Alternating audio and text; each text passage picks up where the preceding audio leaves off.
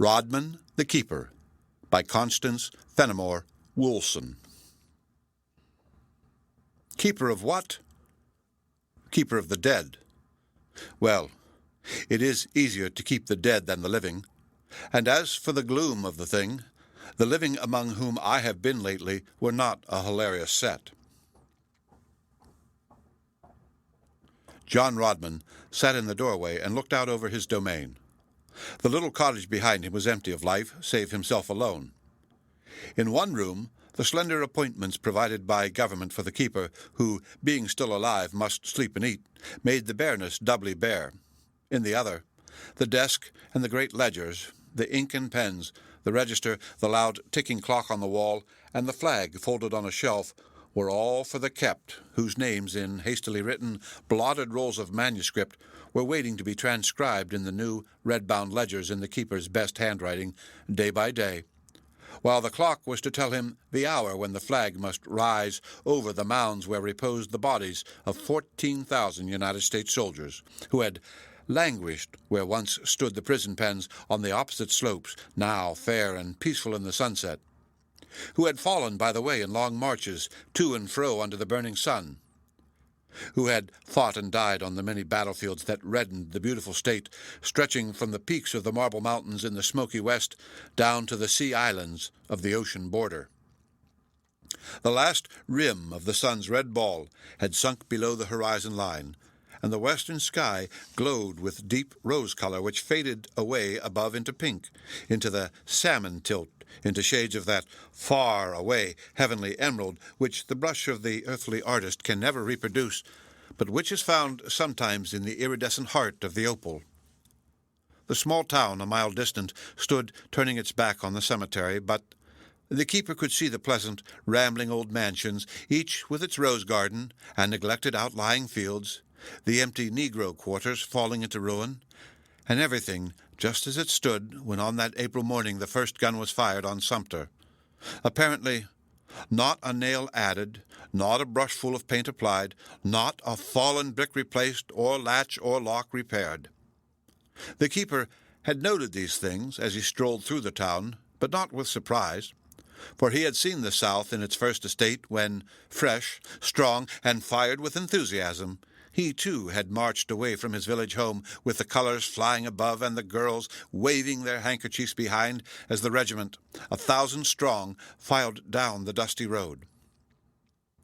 That regiment, a weak, scarred 200, came back a year later with lagging step and colors tattered and scorched, and the girls could not wave their handkerchiefs wet and sodden with tears.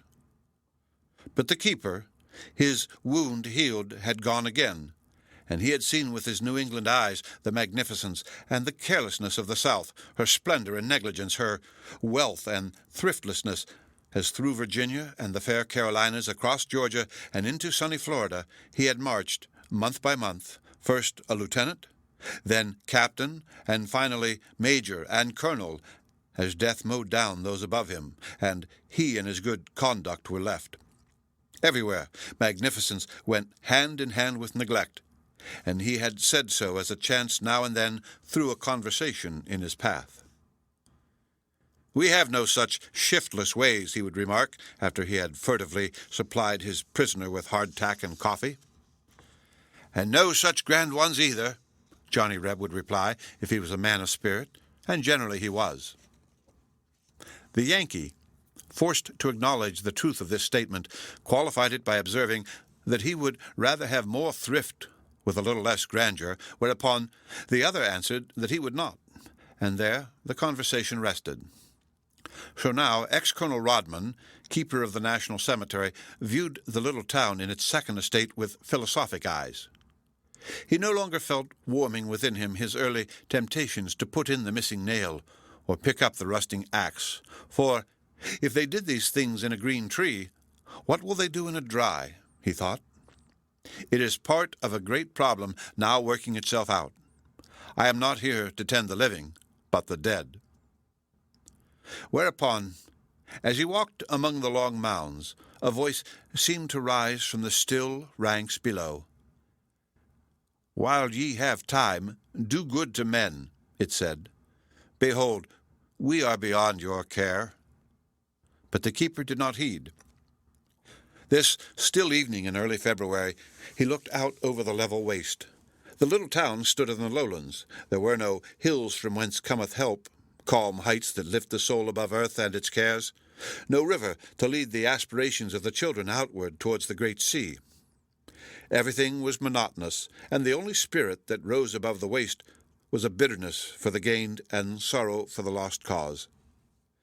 The keeper was the only man whose presence personated the former in their sight, and upon him, therefore, as representative, the bitterness fell, not in words, but in averted looks, in sudden silences when he approached, in withdrawals and avoidance, until he lived and moved in a vacuum. Wherever he went, there was presently no one save himself. The very shopkeeper who sold him sugar seemed turned into a man of wood, and took his money reluctantly, although the shilling gained stood perhaps for that day's family dinner. So Rodman withdrew himself, and came and went among them no more. The broad acres of his domain gave him as much exercise as his shattered ankle could bear. He ordered his few supplies by the quantity, and began the life of a solitary, his island marked out by the massive granite wall with which the United States government has carefully surrounded those sad southern cemeteries of hers. Sad not so much from the number of the mounds representing youth and strength cut off in their bloom, for that is but the fortune of war, as for the complete isolation which marks them. Strangers in a strange land is the thought of all who, coming and going to and from Florida, turn aside here and there to stand for a moment among the closely ranged graves which seem already a part of the past, that near past which in our rushing American life is even now so far away. The government work was completed before the keeper came. The lines of the trenches were defined by low granite copings, and the comparatively few single mounds were headed by trim little white boards bearing generally the word "Unknown," but here and there a name and an age, in most cases a boy from some far-away northern state. 21. 22, said the inscriptions. The dates were those dark years among the 60s, measured now more than by anything else in the number of maidens widowed in heart, and women widowed indeed, who sit still and remember while the world rushes by. At sunrise, the keeper ran up the Stars and Stripes, and so precise were his ideas of the accessories belonging to the place that from his own small store of money he had taken enough by stinting himself to buy a second flag for stormy weather, so that, rain or not, the colors should float over the dead. This was not patriotism, so-called, or rather miscalled. It was not sentimental fancy. It was not zeal or triumph. It was simply a sense of the fitness of things, a conscientiousness which had in it nothing of religion, unless indeed a man's endeavor to live up to his own ideal of his duty be a religion. The same feeling led the keeper to spend hours in copying the rolls. John Andrew Warren, Company G, 8th New Hampshire Infantry, he repeated, as he slowly wrote the name, giving John Andrew clear, bold capitals and a lettering impossible to mistake. Died August 15th, 1863, aged 22 years. He came from the prison pen yonder, and lies somewhere in those trenches, I suppose. Now then, John Andrew, don't fancy I am sorrowing for you, but no doubt you are better off than I am at this very moment. But none the less, John Andrew, shall pen, ink, and hand do their duty to you. For that I am here. Infinite pains and labor went into these records of the dead. One hair's-breadth error, and the whole page was replaced by a new one. The same spirit kept the grass carefully away from the low coping of the trenches, kept the gravelled paths smooth and the mounds green, and the bare little cottage neat as a man of war. When the keeper cooked his dinner, the door outwards the east where the dead lay was scrupulously closed, nor was it opened until everything was in perfect order again. At sunset the flag was lowered, and then it was the keeper's habit to walk slowly up and down the path until the shadows veiled the mounds on each side and there was nothing save the peaceful green of earth. So time will efface our little lives and sorrows, he mused, and we shall be as nothing in the indistinguishable past. Yet, none the less did he fulfill the duties of every day and hour with exactness.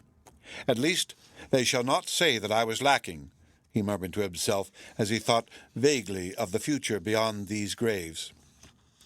Who they were, it would have troubled him to formulate, since he was one of the many sons whom New England in this generation sends forth with a belief composed entirely of negatives.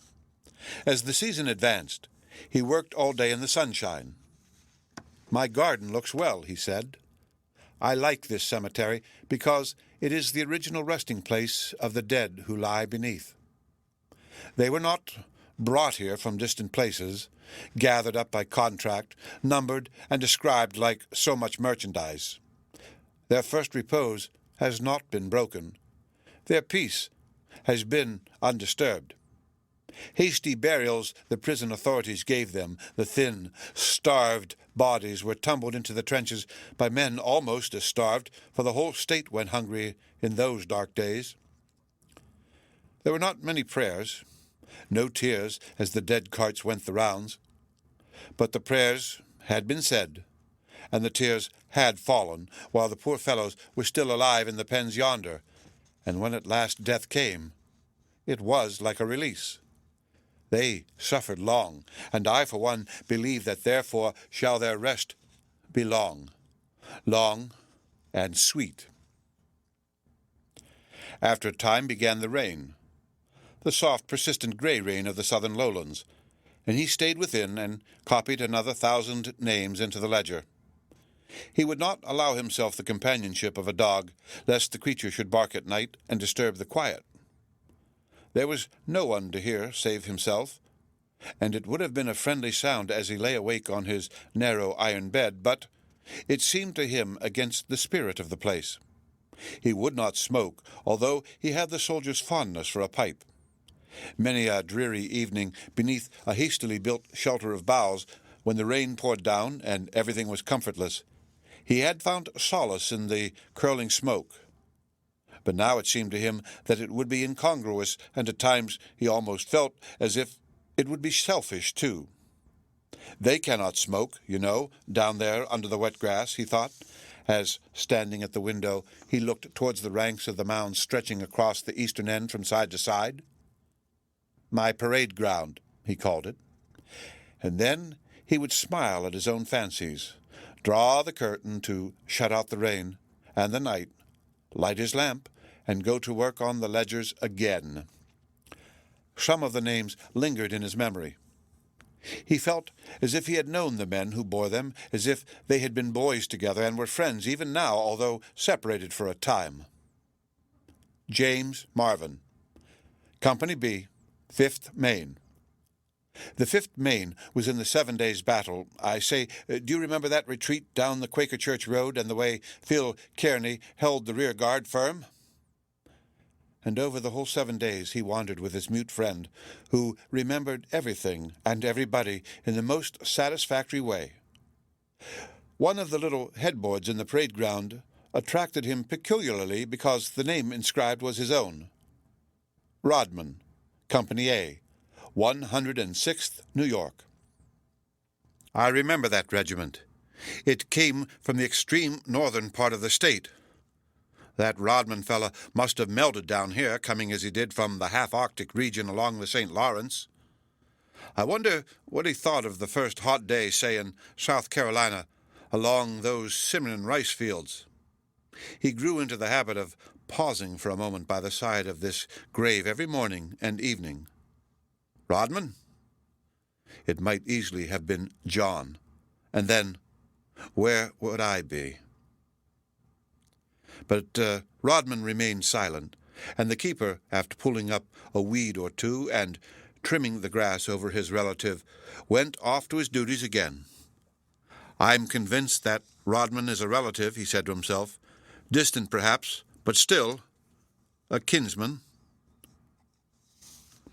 One April day, the heat was almost insupportable, but the sun's rays were not those brazen beams that sometimes in northern cities burn the air and scorch the pavements to a white heat. Rather, were they soft and still. The moist earth exhaled her richness, not a leaf stirred, and the whole level country seemed sitting in a hot vapor bath. In the early dawn, the keeper had performed his outdoor tasks, but all day he remained almost without stirring in his chair between two windows, striving to exist.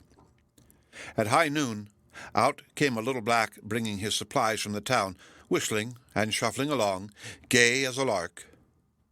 The keeper watched him coming slowly down the white road, loitering by the way in the hot blaze, stopping to turn a somersault or two, to dangle over a bridge rail, to execute various impromptu capers all by himself.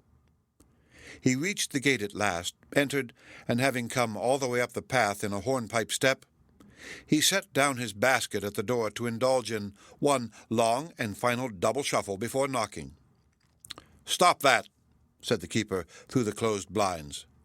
The little darky darted back, but as nothing further came out of the window, a boot, for instance, or some other stray missile, he took courage, showed his ivories, and drew near again. "Do you suppose I am going to have you stirring up the heat in that way?" demanded the keeper. The little black grinned, but made no reply, unless smoothing the hot white sand with his black toes could be construed as such. He now removed his rimless hat and made a bow. "Is it or is it not warm?" asked the keeper, as a naturalist might inquire of a salamander, not referring to his own so much as to the salamander's ideas on the subject. "Dunno, Mars," replied the little black. "How do you feel?" "Specs I feel all right, Mars." The keeper gave up the investigation and presented to the salamander a nickel cent. "I suppose there is no such thing as a cool spring in all this melting country," he said. But the salamander indicated with his thumb a clump of trees on the green plain north of the cemetery. "Old Mars Ward's place. Cold spring da." He then departed, breaking into a run after he had passed the gate, his ample mouth watering at the thought of a certain chunk of taffy at the mercantile establishment kept by Aunt Dinah in a corner of her one-roomed cabin. At sunset, the keeper went thirstily out with a tin pail on his arm in search of the cold spring. "If it could only be like the spring down under the rocks where I used to drink when I was a boy," he thought.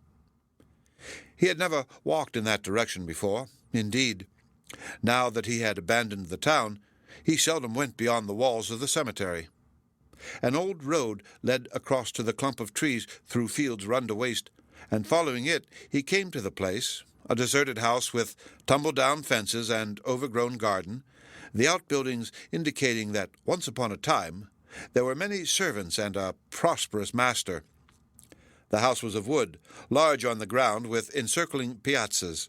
Across the front door rough bars had been nailed, and the closed blinds were protected in the same manner. From long want of paint the clapboards were grey and mossy, and the floor of the piazza had fallen in here and there from decay. The keeper decided that his cemetery was a much more cheerful place than this, and then he looked around for the spring. Behind the house the ground sloped down. It must be there. He went round and came suddenly upon a man lying on an old rug outside of a back door. "Excuse me. I thought nobody lived here," he said. "Nobody does," replied the man. "I'm not much of a body, am I?" His left arm was gone, and his face was thin and worn with long illness. He closed his eyes after speaking, as though the few words had exhausted him. "I came for water from a cold spring you have here somewhere," pursued the keeper, contemplating the wreck before him with the interest of one who has himself been severely wounded and knows the long, weary pain. The man waved his hand towards the slope without unclosing his eyes, and Rodman went off with his pail and found a little shady hollow, once curbed and paved with white pebbles, but now neglected like all the place. The water was cold, however, deliciously cold. He filled his pail and thought that perhaps after all he would exert himself to make coffee now that the sun was down, It would taste better made of this cold water. When he came up the slope, the man's eyes were open. "Have some water?" asked Rodman. "Yes, there's a gourd inside." The keeper entered and found himself in a large bare room. In one corner was some straw covered with an old counterpane. In another, a table and chair. A kettle hung in the deep fireplace, and a few dishes stood on a shelf. By the door, on a nail, hung a gourd. He filled it and gave it to the host of this desolate abode. The man drank with eagerness. "Pomp has gone to town," he said, "and I could not get down to the spring today. I've had so much pain." "And when will Pomp return?" "He should be here now. He is very late tonight." "Can I get you anything?" "No, thank you. He will soon be here." The keeper looked out over the waste. There was no one in sight. He was not a man of any especial kindliness. He had himself been too hardly treated in life for that. But he could not find it in his heart to leave this helpless creature all alone with night so near. So he sat down on the doorstep. "I will rest a while," he said, not asking, but announcing it. The man had turned away and closed his eyes again, and they both remained silent, busy with their own thoughts, for each had recognized the ex-soldier, Northern and Southern, in portions of the old uniforms and in the accent. The war and its memories were still very near to the maimed, poverty-stricken Confederate, and the other knew that they were and did not obtrude himself. Twilight fell, and no one came. "Let me get you something," said Rodman, for the face looked ghastly as the fever abated. The other refused. Darkness came, still no one. "Look here," said Rodman, rising. "I have been wounded myself, was in hospital for months. I know how you feel. You must have food, a cup of tea now, and a slice of toast, brown and thin." "I have not tasted tea or wheaten bread for weeks," answered the man. His voice died off into a wail, as though feebleness and pain had drawn the cry from him in spite of himself. Rodman lighted a match. There was no candle, only a piece of pitch pine stuck in an iron socket on the wall. He set fire to this primitive torch and looked around.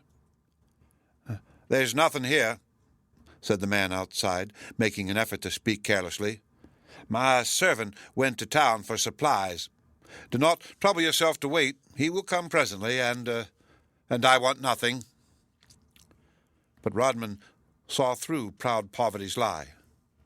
He knew that irregular quavering of the voice and that trembling of the hand. The poor fellow had but one to tremble. He continued his search, but the bare room gave back nothing, not a crumb. "Well, if you're not hungry," he said briskly, "I am, hungry as a bear, and I'll tell you what I'm going to do. I live not far from here, and I live all alone, too. I haven't a servant as you have. Let me take supper here with you just for a change, and if your servant comes, so much the better. He can wait upon us. I'll run over and bring back the things." He was gone without waiting for reply. The shattered ankle made good time over the waist, and soon returned, limping a little, but bravely hastening, while on a tray came the keeper's best supplies: Irish potatoes, corned beef, wheaten bread, butter, and coffee, for he would not eat the hot biscuits, the corn cake, the bacon and hominy of the country, and constantly made little New England meals for himself in his prejudiced little kitchen. The pine torch flared in the doorway. A breeze had come down from the far mountains and cooled the air. Rodman kindled a fire on the cavernous hearth, filled the kettle, found a saucepan, and commenced operations, while the other lay outside and watched every movement in the lighted room. "All ready. Let me help you in. Here we are now: fried potatoes, cold beef, mustard, toast, butter, and tea. Eat, man, and the next time I am laid up, you shall come over and cook for me." Hunger conquered, and the other ate as he had not eaten for months. As he was finishing a second cup of tea, a slow step came round the house. It was the missing Pomp, an old negro, bent and shriveled, who carried a bag of meal and some bacon in his basket. That is what they live on, thought the keeper.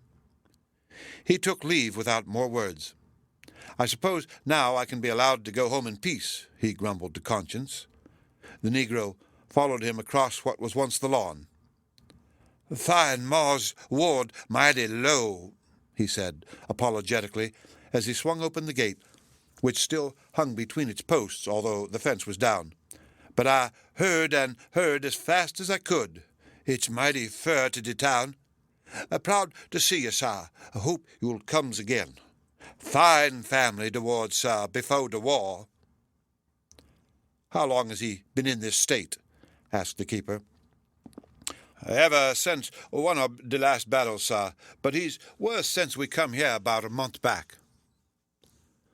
"Who owns the house? Is there no one to see to him? Has he no friends?" "Well, house belongs to Ma's ward uncle. Fine place once before the war. He's dead now, and there's nobody but Miss Bettina, and she's gone off somewheres. A proper place, sir, for Ma's ward. Own uncle's house," said the old slave, loyally striving to maintain the family dignity even then. "Are there no better rooms, no furniture?" "Sartin, but Miss Bettina, she took the keys. She didn't know we was a comin."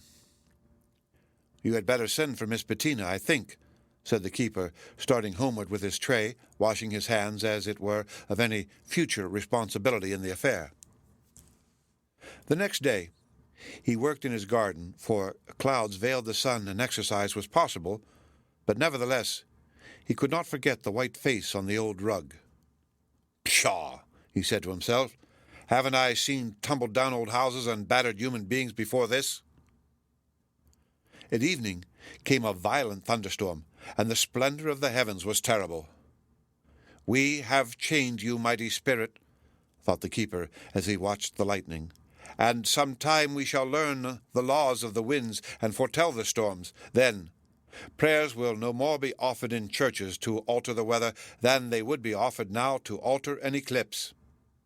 Yet back of the lightning and the wind power lies the power of the great Creator just the same."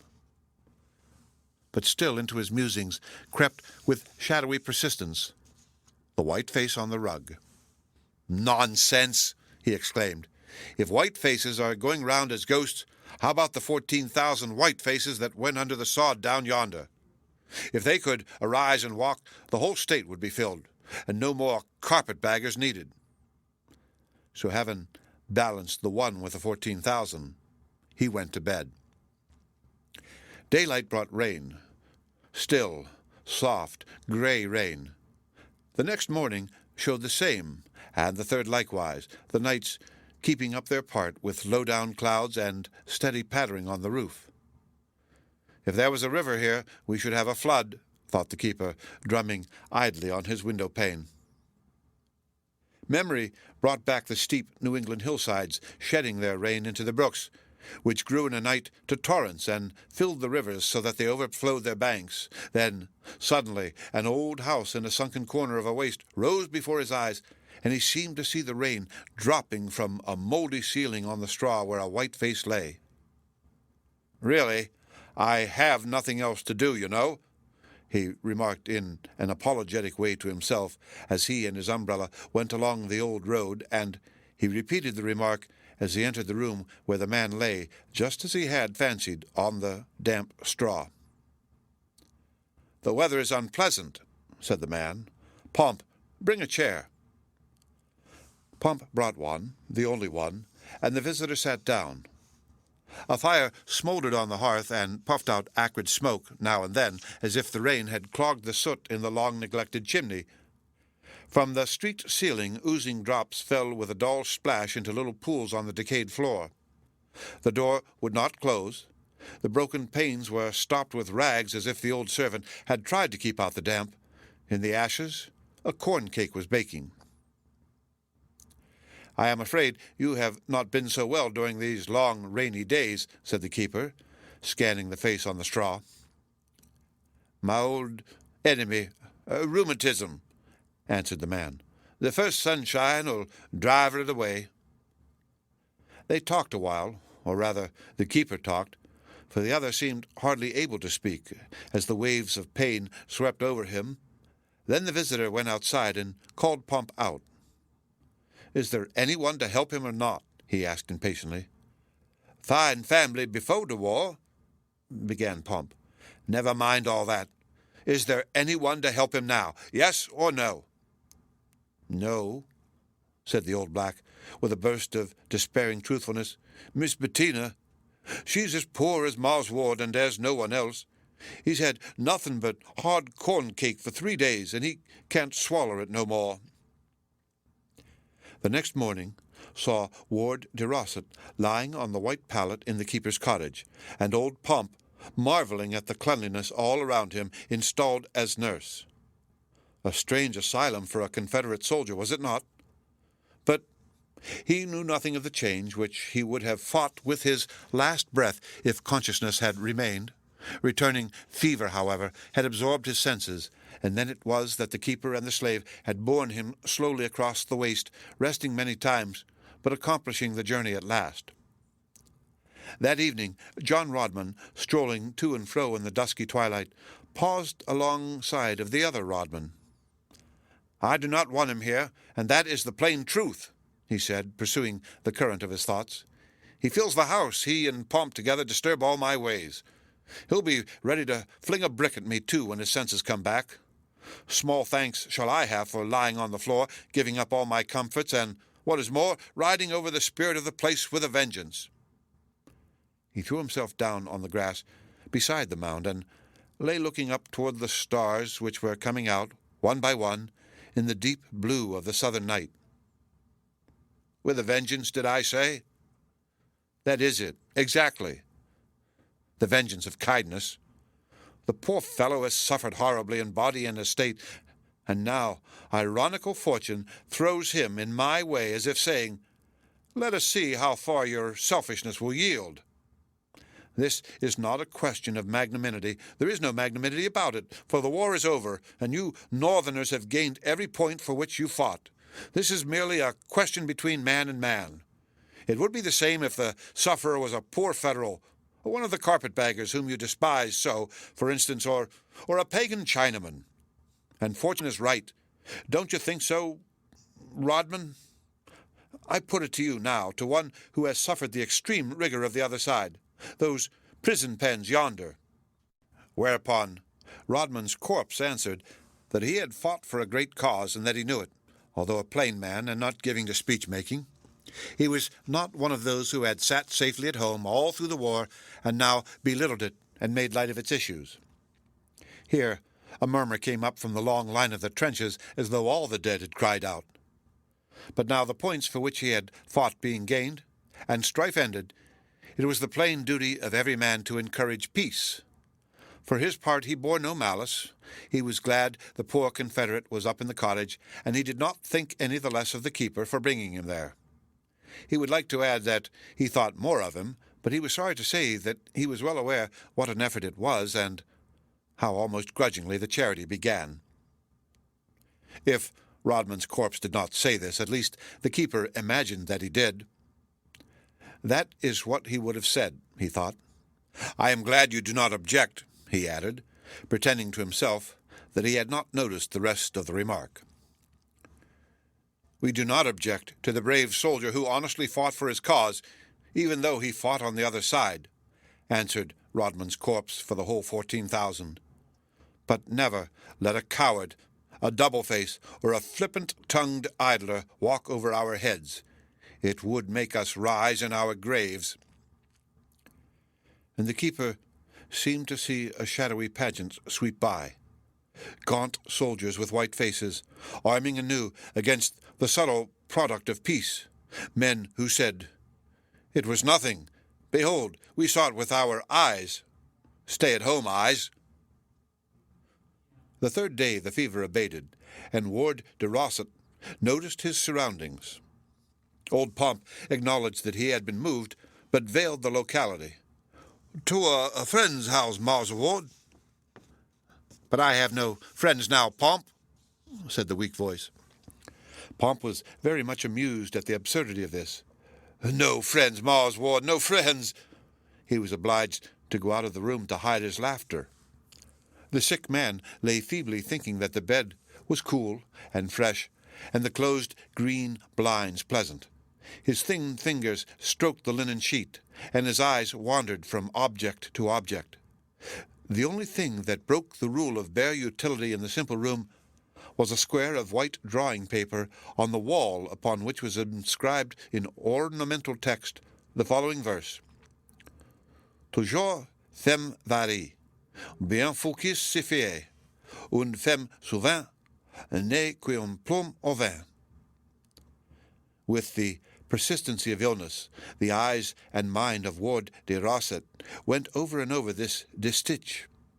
He knew something of French, but was unequal to the effort of translating. The rhymes alone caught his vagrant fancy. "Toujours femme varie," he said to himself over and over again, and when the keeper entered, he said it to him. "Certainly," answered the keeper. "Bien focus se fait. How do you find yourself this morning?" "I have not found myself at all, so far. Is this your house?" "Yes." "Pomp told me I was in a friend's house," observed the sick man, vaguely. "Well, it isn't an enemy's. Had any breakfast? No? Better not talk, then." He went to the detached shed which served for a kitchen, upset all Pomp's clumsy arrangements, and ordered him outside. Then he set to work and prepared a delicate breakfast with his best skill. The sick man eagerly eyed the tray as he entered. "Better have your hands and face sponged off, I think," said Rodman, and then he propped him up skillfully and left him to his repast. The grass needed mowing on the parade ground. He shouldered his scythe and started down the path, viciously kicking the gravel to and fro as he walked.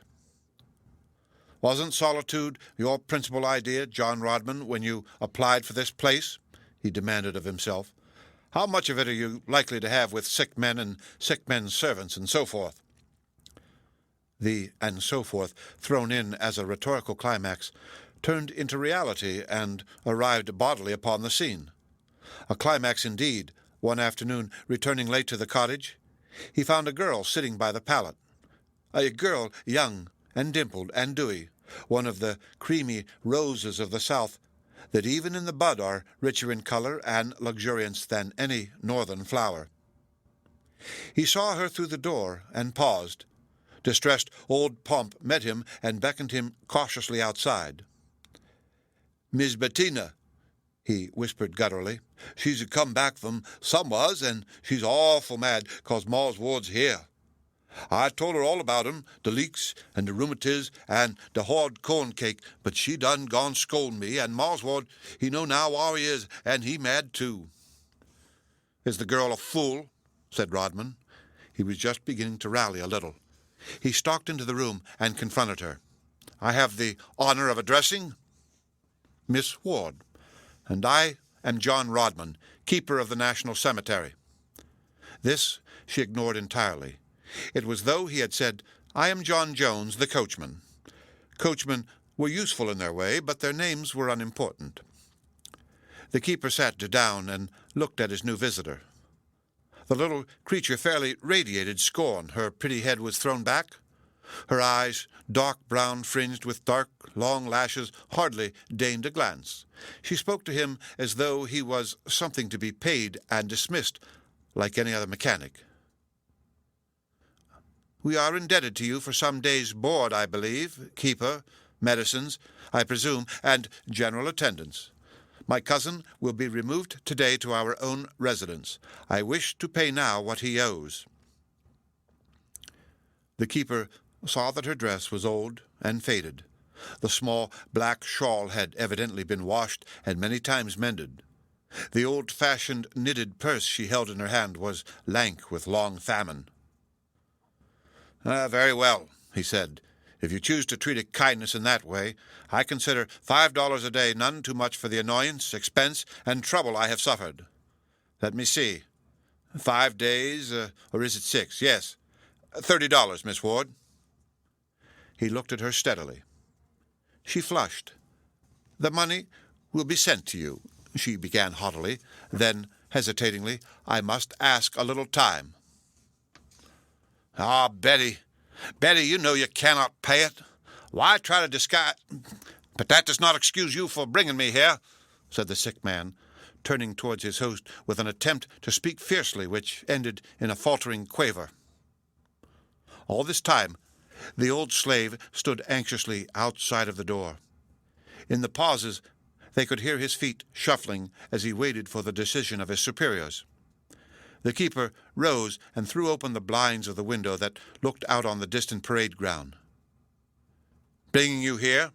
he repeated. "Here? That is my offense, is it? There they lie. 14,000 brave men and true. Could they come back to earth, they would be the first to pity and aid you now that you're down. So would it be with you if the case were reversed, for a soldier is generous to a soldier. It was not your own heart that spoke then. It was the small venom of a woman that, here as everywhere through the South, is playing its rancorous part." The sick man gazed out through the window, seeing for the first time the far-spreading ranks of the dead. He was very weak, and the keeper's words had touched him. His eyes were suffused with tears. But Miss Ward rose with a flashing glance. She turned her back full upon the keeper and ignored his very existence. "I will take you home immediately, Ward, this very evening," she said. "A nice, comfortable place for a sick man," commented the keeper, scornfully. "I'm going out now, Dorset, to prepare your supper. You had better have one good meal before you go." He disappeared, but as he went, he heard the sick man say deprecatingly, "It isn't very comfortable over at the old house now, indeed it isn't, Betty. I suffered—" and the girl's passionate outburst in reply. Then he closed his door and set to work. When he returned, half an hour later, Ward was lying back exhausted on the pillows, and his cousin sat leaning her head upon her hand. She had been weeping, and she looked very desolate, he noticed, sitting there in what was to her an enemy's country. Hunger is a strong master, however, especially when allied to weakness, and the sick man ate with eagerness. "I must go back," said the girl, rising. "A wagon will be sent out for you, Ward. Pomp will help you." But Ward had gained a little strength as well as obstinacy with the nourishing food. "Not tonight," he said. "Yes, tonight. But I cannot go tonight. You're unreasonable, Bettina. Tomorrow will do as well. If I go, I must." "If go, you must. You do not want to go, then? To go to our own home, and with me?" Her voice broke. She turned towards the door. The keeper stepped forward. "This is all nonsense, Miss Ward," he said, "and you know it. Your cousin is in no state to be moved. Wait a week or two, and he can go in safety. But do not dare to offer me your money again. My kindness was to the soldier, not to the man, and as such he can accept it. Come out and see him as often as you please. I shall not intrude upon you. Pomp, take the lady home." And the lady went. Then began a remarkable existence for the four. A Confederate soldier lying ill in the keeper's cottage of a national cemetery. A rampant little rebel coming out daily to a place which was to her anathema marantha, a cynical, misanthropic keeper sleeping on the floor and enduring every variety of discomfort for a man he never saw before. A man belonging to an idle, arrogant class he detested. And an old black freedman allowing himself to be taught the alphabet in order to gain permission to wait on his master no longer in law, with all the devotion of his loving old heart. For the keeper had announced to Pomp that he must learn his alphabet or go. After all these years of theory, he, as a New Englander, could not stand by and see precious knowledge shut from the black man. So he opened it, and mighty dull work he found it. Ward de Rossett did not rally as rapidly as they expected.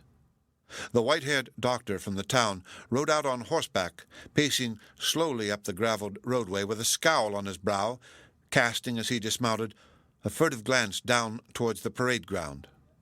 His horse and his coat were alike old and worn, and his broad shoulders were bent with long service in the miserably provided Confederate hospitals where he had striven to do his duty through every day and every night of those shadowed years. Cursing the incompetency in high places, cursing the mismanagement of the entire medical department of the Confederate Army, cursing the recklessness and indifference which left the men suffering for want of proper hospitals and hospital stores, he yet went on resolutely, doing his best with the poor means in his control until the last. Then he came home, he and his old horse, and went the rounds again, he prescribing for whooping cough or measles, and Dobbin waiting outside. The only difference was that fees were small and good meals scarce for both, not only for the man but for the beast. The doctor sat down and chatted a while kindly with Dorset, whose father and uncle had been dear friends of his in the bright, prosperous days. Then he left a few harmless medicines and rose to go, his gaze resting a moment on Miss Ward, then on Pomp, as if he were hesitating. But he said nothing until on the walk outside he met the keeper, and recognized a person to whom he could tell the truth. "There is nothing to be done. He may recover, he may not. It is a question of strength merely. He needs no medicines, only nourishing food, rest, and careful tendance." "He shall have them," answered the keeper briefly. And then the old gentleman mounted his horse and rode away, his first and last visit to a national cemetery. "National," he said to himself. "National." All talk of moving Dorset ceased, but Miss Ward moved into the old house. There was not much to move: herself, her one trunk, and Marie, a black attendant whose name probably began life as Maria, since the accent still dwelt on the curtailed last syllable. The keeper went there once, and once only, and then it was an errand for the sick man, whose fancies came sometimes at inconvenient hours when Pomp had gone to town, for instance. On this occasion the keeper entered the mockery of a gate and knocked at the front door, from which the bars had been removed. The piazza still showed its decaying planks, but quick-growing summer vines had been planted and were now encircling the old pillars and veiling all defects with their greenery. It was a woman's pathetic effort to cover up what cannot be covered: poverty. The blinds on one side were open, and white curtains waved to and fro in the breeze. Into this room he was ushered by Marie. Matting lay on the floor, streaked here and there ominously by the dampness from the near ground. The furniture was of dark mahogany, handsome in its day. Chairs, a heavy pier table with low-down glass into which no one, by any possibility, could look unless he had eyes in his ankles, a sofa with a stiff, round pillow of haircloth under each curved end, and a mirror with a compartment framed off at the top, containing a picture of shepherds and shepherdesses and lambs with blue ribbons around their neck, all enjoying themselves in the most natural and lifelike manner.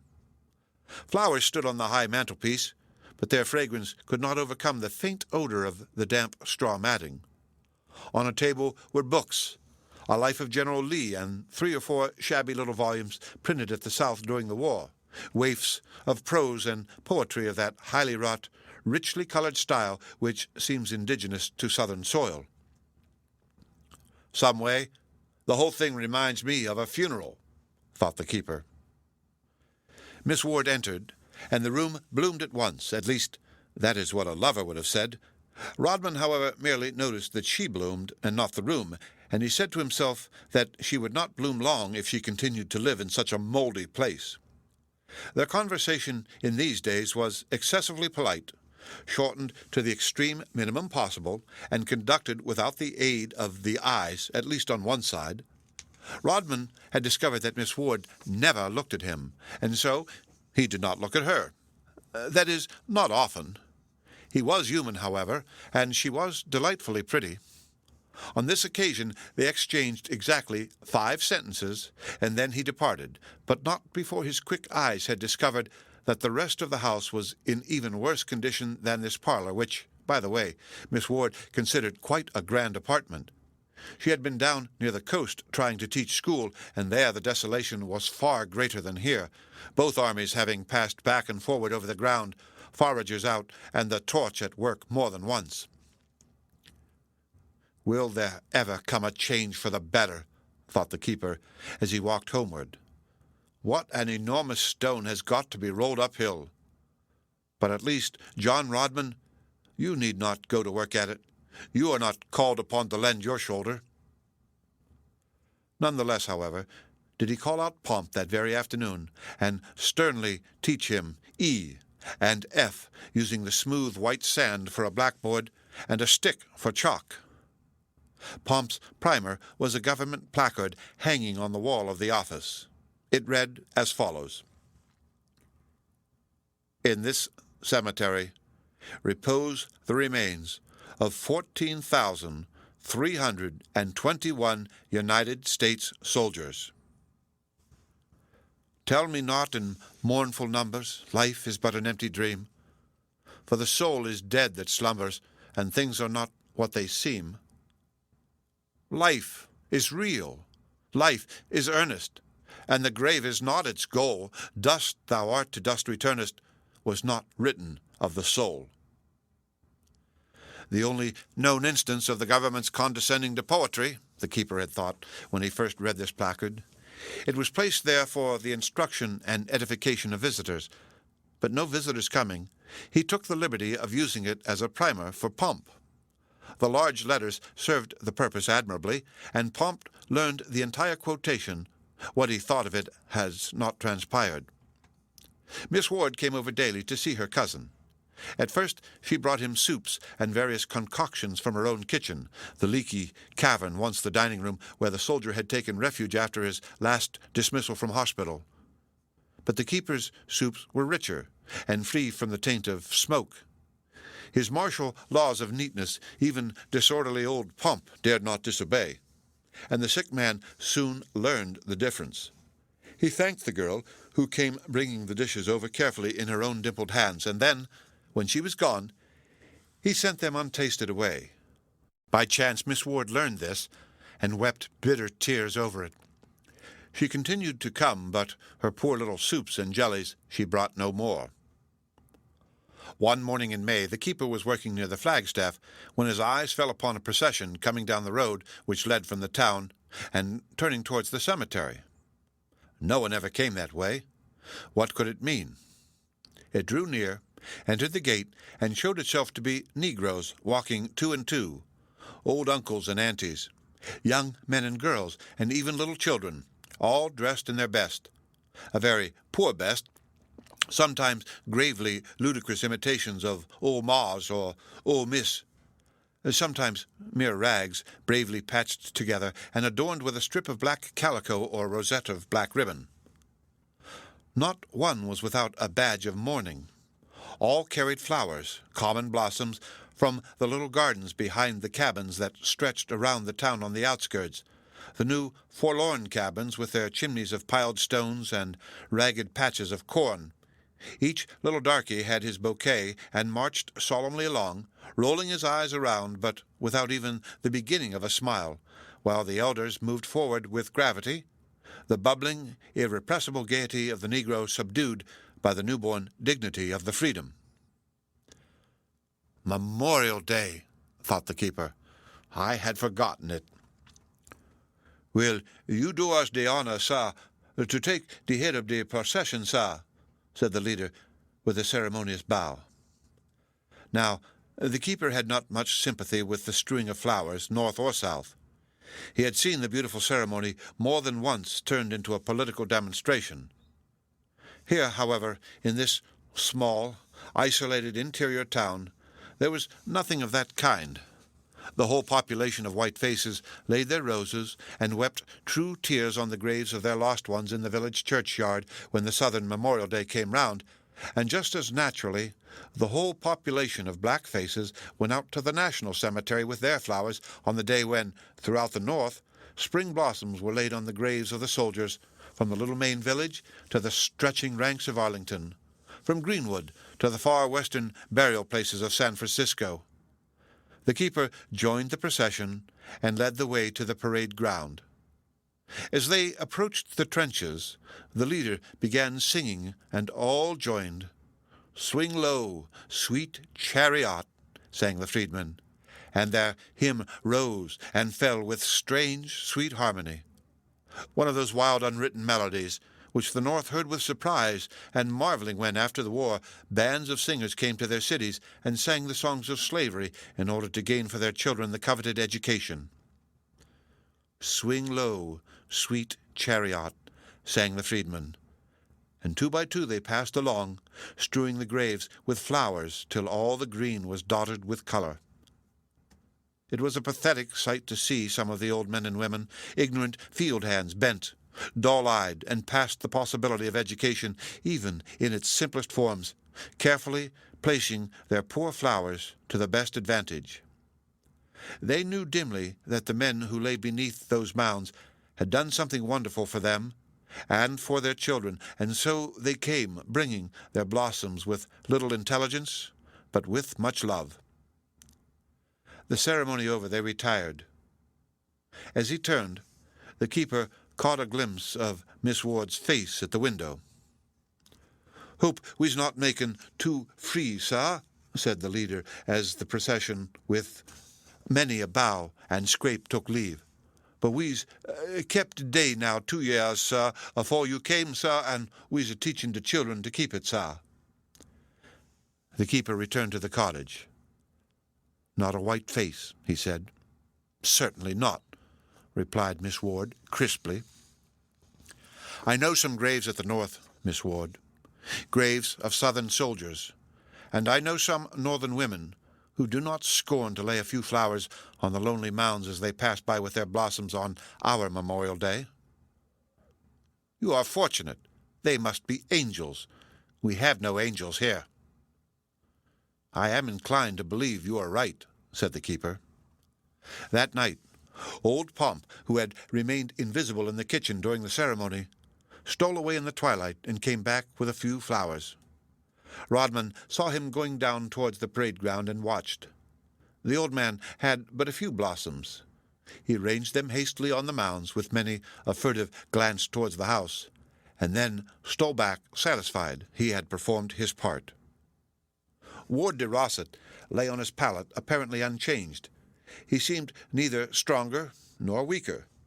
He had grown childishly dependent upon his host, and wearied for him, as the Scotch say. But Rodman withstood his fancies, and gave him only the evenings when Miss Bettina was not there. One afternoon, however, it rained so violently that he was forced to seek shelter. He set himself to work on the ledgers. He was on the 9,000th now. But the sick man heard his step in the outer room, and called in his weak voice, "Rodman! Rodman!" After a time he went in, and it ended in his staying, for the patient was nervous and irritable, and he pitied the nurse, who seemed able to please him in nothing. De Rossett turned with a sigh of relief towards the strong hands that lifted him readily, towards the composed manner, towards the man's voice that seemed to bring a breeze from outside into the close room. Animated, cheered, he talked volubly. The keeper listened, answered once in a while, and quietly took the rest of the afternoon into his own hands. Miss Ward yielded to the silent change, leaned back, and closed her eyes. She looked exhausted, and for the first time pallid. The loosened dark hair curled in little rings about her temples, and her lips were parted as though she was too tired to close them. For hers were not the thin, straight lips that shut tight naturally, like the straight lines of a closed box. The sick man talked on. "Come, Rodman," he said after a while. "I have read that lying verse of yours over at least 10,059 times. Please tell me its story. I want to have something definite to think of when I read it for the 10,060th. Toujours femme varie, bien faut qu'il se fie. Une femme souvent n'est qu'un plomb au vent," read the keeper slowly, with his execrable English accent. "Well, I don't know that I have any objection to telling the story. I am not sure but that it will do me good to hear it all over myself in plain language again." "Then it concerns yourself," said de Rossett, "so much the better. I hope it will be, as the children say, the truth, and long." "It will be the truth, but not long. When the war broke out, I was 28 years old, living with my mother on our farm in New England. My father and 2 brothers had died and left me the homestead. Otherwise, I should have broken away and sought fortune farther westward, where the lands are better and life is more free. But Mother loved the house, the fields, and every crooked tree. She was alone, and so I stayed with her. In the center of the village green stood the square, white meeting house, and near by the small cottage where the pastor lived, the minister's daughter Mary was my promised wife. Mary was a slender little creature with a profusion of pale, flaxen hair, large, serious blue eyes, and small, delicate features. She was timid almost to a fault. Her voice was low and gentle. She was not 18, and we were to wait a year. The war came, and I volunteered, of course, and marched away. We wrote to each other often. My letters were full of the camp and skirmishes. Hers told of the village, how the widow Brown had fallen ill, and how it was feared that Squire Stafford's boys were lapsing into evil ways. Then came the day when my regiment marched to the field of its slaughter, and soon after our shattered remnant went home. Mary cried over me and came out every day to the farmhouse with her bunches of violets. She read aloud to me from her good little books, and I used to lie and watch her profile bending over the page with the light falling on her flaxen hair low down against the small white throat. Then my wound healed, and I went again, this time for 3 years, and Mary's father blessed me and said that when peace came he would call me son, but not before, for these were no times for marrying or giving in marriage. He was a good man, a red-hot abolitionist, and a roaring lion as regards temperance. But nature had made him so small in body that no one was much frightened when he roared. I said that I went for 3 years, but 8 years have passed, and I have never been back to the village. First, Mother died. Then Mary turned false. I sold the farm by letter and lost the money 3 months afterward in an unfortunate investment. My health failed. Like many another northern soldier, I remembered the healing climate of the South. Its soft airs came back to me when the snow lay deep on the fields and the sharp wind whistled around the Port Tavern where the moneyless, half-crippled volunteer sat coughing by the fire. I applied for this place and obtained it. That is all. "But it is not all," said the sick man, raising himself on his elbow. "You have not told half yet, nor anything at all about the French verse." "Oh, that.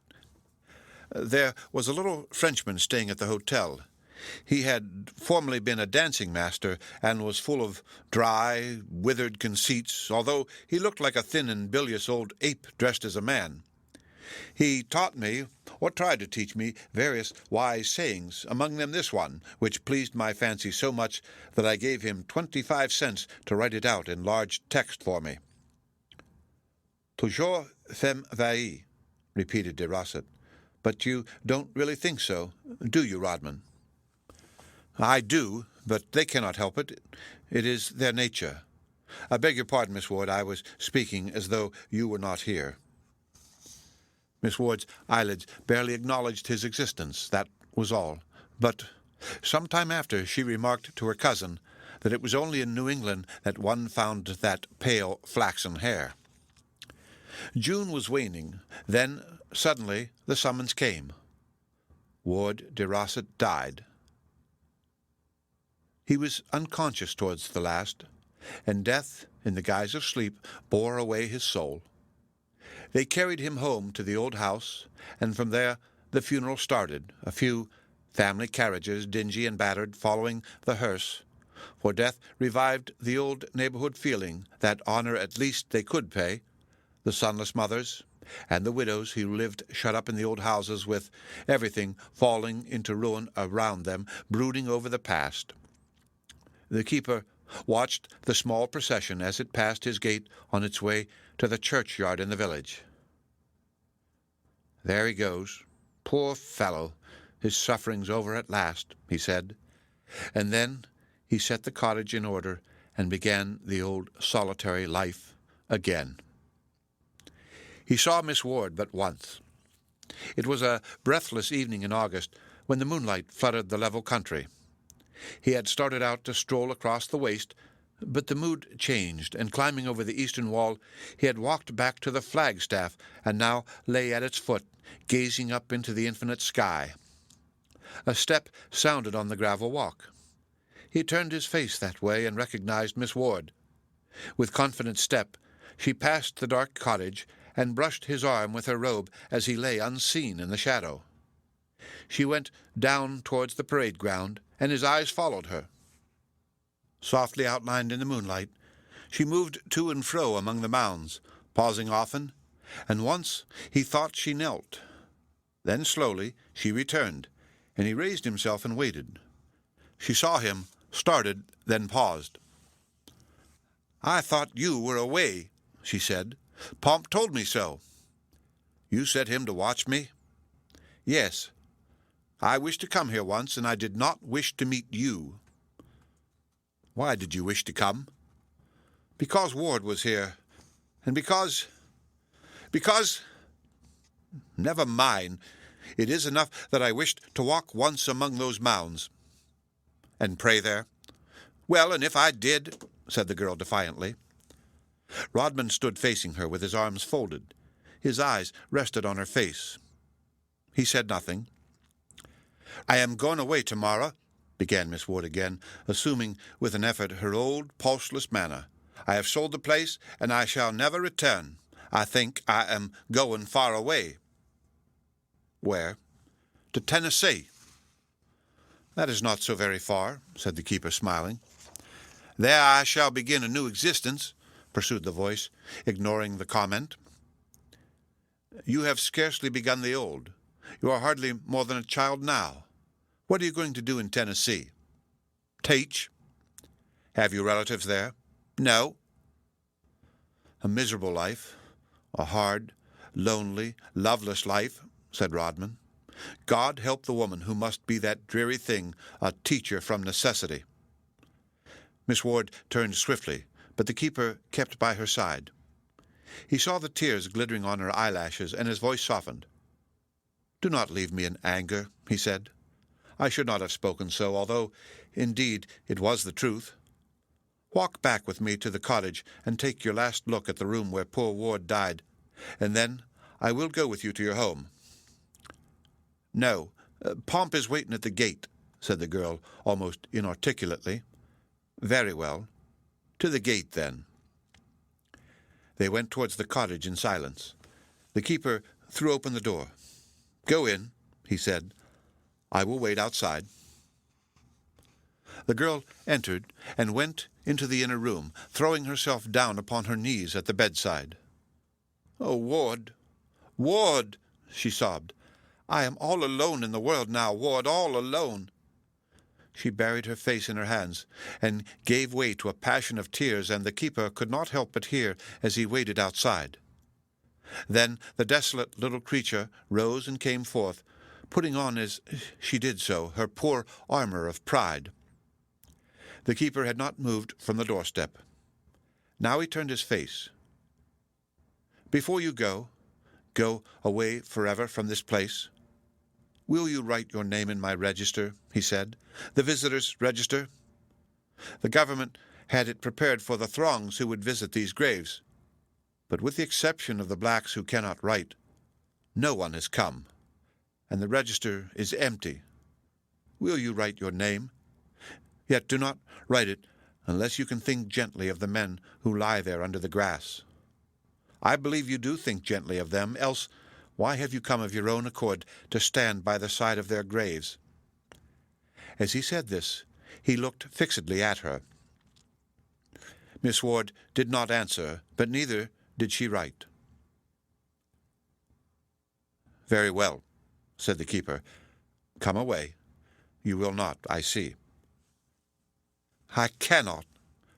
Shall I, Bettina Ward, set my name down in black and white as a visitor to this cemetery where lie 14,000 of the soldiers who killed my father, my 3 brothers, my cousins, who brought desolation upon all our house and ruin upon all our neighborhood, all our state, and all our country, for the South is our country, and not your icy North? Shall I forget these things? Never. Sooner let my right hand wither by my side. I was but a child, yet I remember the tears of my mother, and the grief of all around us. There was not a house where there was not one dead." "It is true," answered the keeper. "At the South all went. Grief covers our land." "Yes, for a mighty wrong brings ever in its train a mighty sorrow."